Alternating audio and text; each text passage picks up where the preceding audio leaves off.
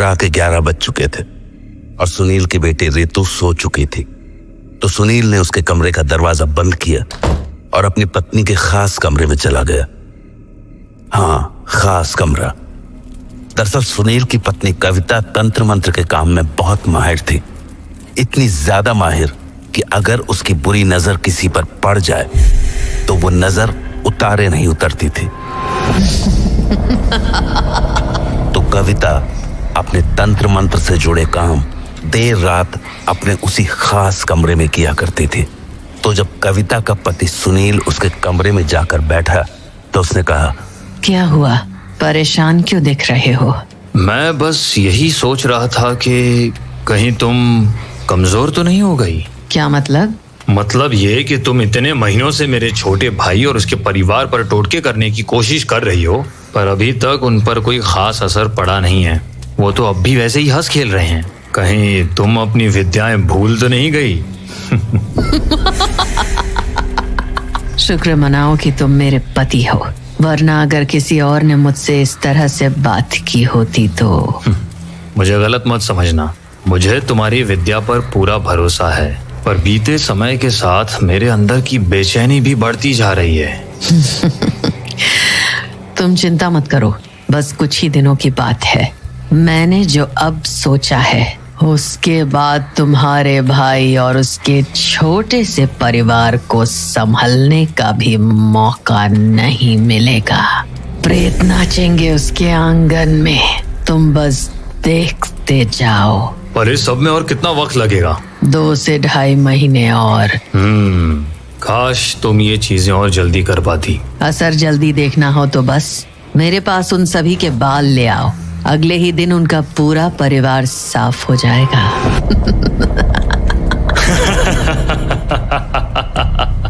कविता का वो खास कमरा उसके और सुनील के ठहाकों से गूंज रहा था, पर वो दोनों ये नहीं जानते थे कि उनका छोटा भाई अनिल खिड़की से छिपकर उनकी सारी बातें सुन रहा था। अपने भैया और भाभी के मुंह से ये बात सुनकर उसके पांव तले की जमीन खिसक गई। वो भागा भागा अपनी पत्नी पविता के पास पहुंचा और उसे सारी बात बता दी। तो उसकी पत्नी बोली, मुझे लग रहा था कि भाभी ही ऐसी है, पर भैया भी। मुझे तो अब इस घर का पानी पीने में भी डर लग रहा है। ना जाने वो हमें या हमारे बच्चों को क्या कर दे। कुछ नहीं होगा। बबीता, तुम इन टोना टुटका करने वालों को नहीं जानती। ये मैंने कहा ना, वो हमें छू तक नहीं पाएंगी। कुछ करना तो दूर की बात है। अरे पर ये बात तुम ऐसे कैसे कह सकती हो? क्योंकि आज तक उसके हर टोटके को मैंने ही काटा है। क्या? हाँ, तुम्हारी भाभी आज से नहीं, कई सालों से ही कोशिशें कर रही हैं और हर बार मैंने उनके टोटके को काटा है। इसलिए तुम घबराओ मत, वो हमें या हमारे बच्चों को छू भी नहीं सकेंगी। बबीता, क्या तुम्हें भी टोने टोटके आते हैं? क्या तुम भी? नहीं, मुझे भाभी की तरह तंत्र विद्या का ज्ञान तो नहीं है, पर हाँ, मैं कुछ टोटकों का काट जरूर जानती हूँ। और क्योंकि भाभी इसी घर में रहती हैं, तो मेरे लिए उनके टोटकों का काट निकालना आसान हो जाता है। पर भाभी भैया से कह रही थी कि अगर वो हमारे बाल उन्हें लाकर दे दें तो वो 1 दिन के अंदर सब कुछ बर्बाद कर सकती हैं। इसलिए मुझे लगता है कि हमें अब इस घर में रुकना नहीं चाहिए। पर हम जाएंगे कहाँ? कहीं भी, बस यहाँ से दूर। मैं नहीं चाहता कि भाभी की काली नजर हमारे परिवार पर पड़े, खासकर हमारे बच्चों पर। हम कल ही ये घर खाली कर देंगे। तो अगले दिन अनिल पत्नी के साथ अपने भैया के पास चला गया और उनसे बोला, भैया, हम लोग ये घर छोड़ रहे हैं। क्या? पर क्यों? और ऐसे अचानक? भैया, नाटक करने की कोई जरूरत नहीं है। मैं जानता हूँ आप और भाभी भी यही चाहते हैं। अरे पर भैया, मैंने कल रात आपकी और भाभी की बातें सुन ली थी, इसलिए बस अब और कुछ मत कहिए। बस आपसे और भाभी से हाथ जोड़कर विनती है कि हमारे परिवार को अकेला छोड़ दें। अभी अनिल ने अपनी बात पूरी ही की थी कि वहां उसकी भाभी कविता पहुंच गई और वो बोली, तुझे जहाँ जाना है चला जा, पर मेरे खेल से तू बच नहीं पाएगा। तेरे साथ जो होना है वो तो होकर रहेगा। हमें अपने टोने टोटकों से मत डराओ भाभी। आज तक आपके सारे टोटके काटती आई हूँ, आगे भी काटूंगी। आपको जो करना है आप कर लो, पर मैं आपको हमारे परिवार को छूने नहीं दूंगी। बबीता की बात सुनकर अनिल का हौसला तो जरूर बढ़ा, पर तभी उसकी भाभी जोर जोर से हंसने लगी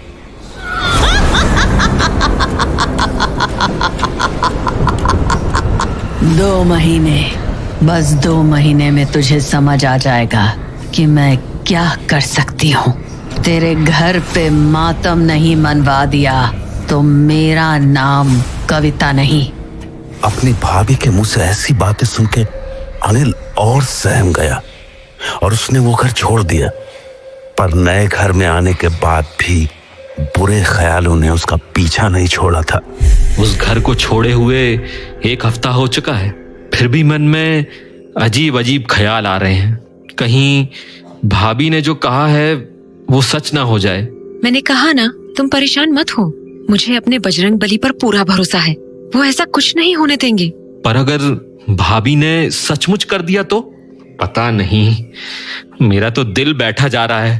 अनिल का दिल बैठना लाजमी था, क्योंकि कविता ने वो बात मजाक में नहीं बोली थी। उसका इरादा साफ था, वो अनिल और उसके परिवार को तड़पता हुआ देखना चाहते थे। इसीलिए उसने अपनी तंत्र साधना और ज्यादा बढ़ा दी थी। वो हमेशा ही अपने उस कमरे में बैठी रहती थी और अब तो उसके साथ उसका पति सुनील भी वहां बैठता था। मुझे लगा नहीं था कि अनिल की पत्नी भी ये सब जानती है, तभी वो तुम्हारे टोटकों को काट दिया करती थी। चिंता मत करो, अब जो उनके साथ होगा वो झेल नहीं पाएंगे। अच्छा ही हुआ कि दोनों ये घर छोड़ दिए। पहले उन लोगों के कारण मुझे छुप छुप कर अपनी साधना करनी पड़ती थी, पर अब ऐसा नहीं है। अब की बार का खेल ऐसा खतरनाक होगा कि उनकी पुश्तें याद रखेंगी। अब की बार मैं उन पर वो छोड़ूंगी जिससे छुटकारा तभी मिलेगा जब उनके शरीर से प्राण निकल जाएंगे। कविता और सुनील अपनी बातों में इतने मगन थे कि उन्हें पता ही नहीं चला कि उनकी बेटी रितु ने खिड़की के पीछे से सब कुछ सुन लिया था। रितु अपने अनिल चाचा की दुलारी थी।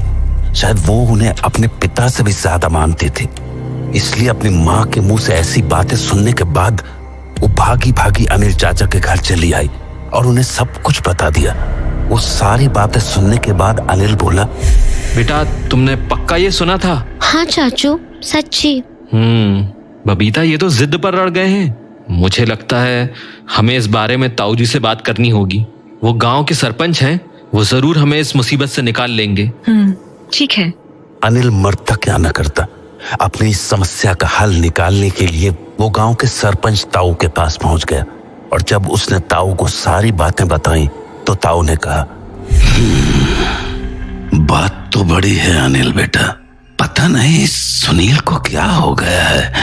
ये ऐसा तो बिल्कुल नहीं था। हाँ ताऊ जी, पिताजी की मौत के बाद सब कुछ बदल गया। नहीं बेटा नहीं, चीजें बदलना बहुत पहले शुरू हो गया था। मतलब ये कि तेरे भाई की शादी होने के बाद से ही तेरे पिता का बर्ताव अजीब सा हो गया था।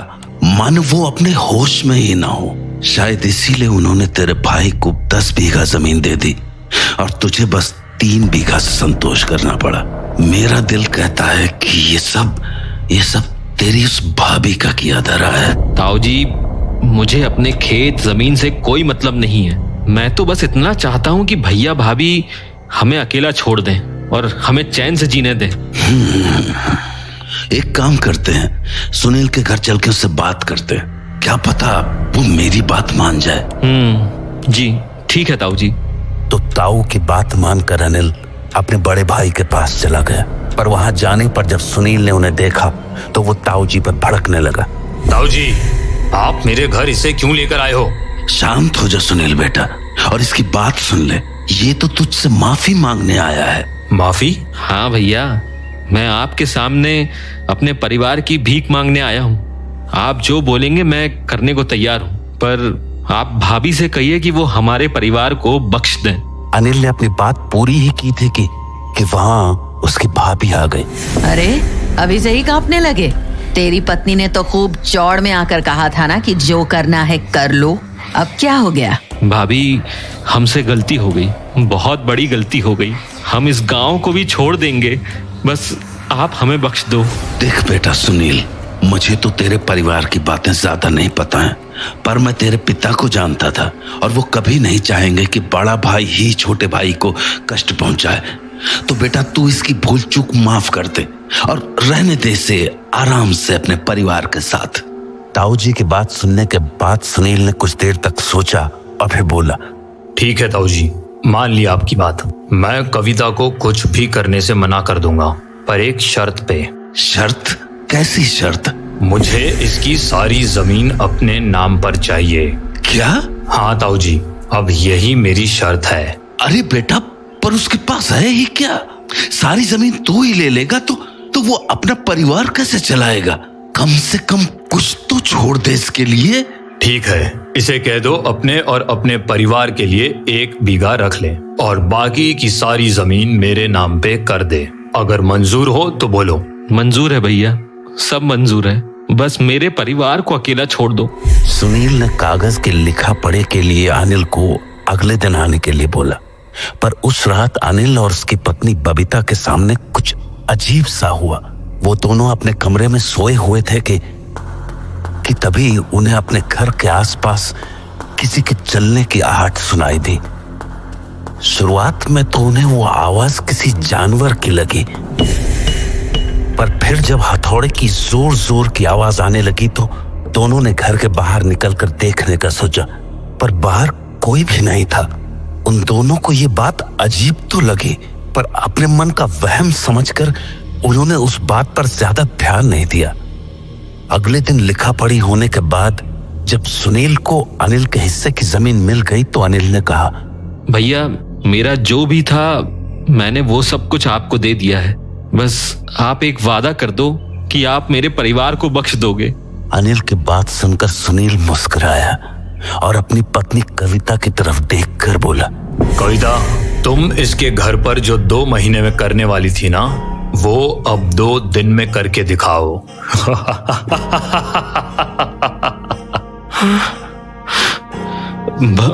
भैया ऐसा मत करो, मैं आपके हाथ जोड़ता हूँ। अब हाथ जोड़ने का कोई फायदा नहीं है, क्योंकि खेल शुरू हो चुका है। घर जा, तुझे सब समझ आ जाएगा। कविता की बात सुनते ही अनिल ताऊ जी के साथ भागा भागा अपने घर पहुंचा। वहां देखा तो उसकी पत्नी सामने के आंगन में बैठकर बेटे के पैरों में पट्टी बांध रही थी। बेटे के पैरों से खून निकलता देखकर उसने पूछा, ये इसके पैर में चोट कैसे आ गई? पता नहीं, अभी तो ठीक ठाक खेल रहा था, ना जाने वहाँ कोने पे कौन कील ठोक गया, वही कील इसके पैर में चुभ गई। कील ठोक गया? हाँ, वहाँ आंगन के कोने में। अनिल को ये बात थोड़ी अजीब सी लगी और लगनी भी चाहिए थी। भला उनके आंगन में जमीन पर कील किसने ठोक दी? वो बैठा बैठा उस कील को देख ही रहा था कि तभी ताऊ जी वहां आ गए और बोले, बेटा बहुत बड़ी दिक्कत हो गई है। हाँ? क्या हुआ ताऊ जी? तेरे घर के चारों कोनों में ऐसी ही कील ठोकी हुई है। ये कोई आम टोटका नहीं है। तूने किसी को देखा था ये सब करते? नहीं ताऊ जी, मैंने तो ऐसा कुछ नहीं। पर कल रात हमें घर के बाहर से हथौड़े की आवाज आ रही थी, पर बाहर आकर देखा तो कोई भी नहीं था। पक्का ये काम कल रात को ही किया गया है। पर इसका मतलब क्या है ताऊ जी? बेटा ऐसे कीलें तभी ठोकी जाती हैं जब किसी के घर को बांधना होता है। बांधना? मैं समझा नहीं ताऊ जी। बेटा ये खेल तेरी भाभी का ही है और अब वो शायद कुछ ऐसा करने वाली है जिसका अंजाम बहुत भयानक हो सकता है। पर ताऊ जी मैं अब क्या करूं? कल सुबह तैयार रहना, हम लोग पास के एक गांव में चलेंगे। वहां एक बहुत ज्ञानी पंडित बैठते हैं जिनके सामने ऐसे टोने टोटकों की कोई बिसात नहीं, पर वो रोज सुबह आधे घंटे ही बैठ पाते हैं और बस 10-11 लोग ही देखते हैं। तो अगर कल सुबह तेरी बारी आ गई तो समझ ले कि कल के कल ही ये तेरी सारी बला छूट जाएगी। ठीक है ताऊ जी। लेकिन हाँ, तुझे आज रात होशियार रहना होगा। मतलब बेटा आज की रात तेरे घर पर प्रेत तांडव करेंगे। तुझे ऐसी ऐसी चीजें दिखेंगी जो तूने अपने सपने में भी नहीं सोची होंगी। इसलिए आज की रात तुझे और तेरे परिवार वालों को बहुत हिम्मत रखनी होगी। तो ताऊ जी, क्या मैं अपने परिवार को लेकर बाहर नहीं जा सकता, बस आज रात के लिए? बेटा जो तेरी भाभी ने किया है ना, उससे छुटकारा पाना इतना आसान नहीं होता है। तू कहीं भी चला जाएगा पर इस बंधन से नहीं बच पाएगा। इसलिए बस आज हौसला रख और बजरंग बली का नाम दिल में रख। वो तेरी मुश्किल जरूर दूर करेंगे।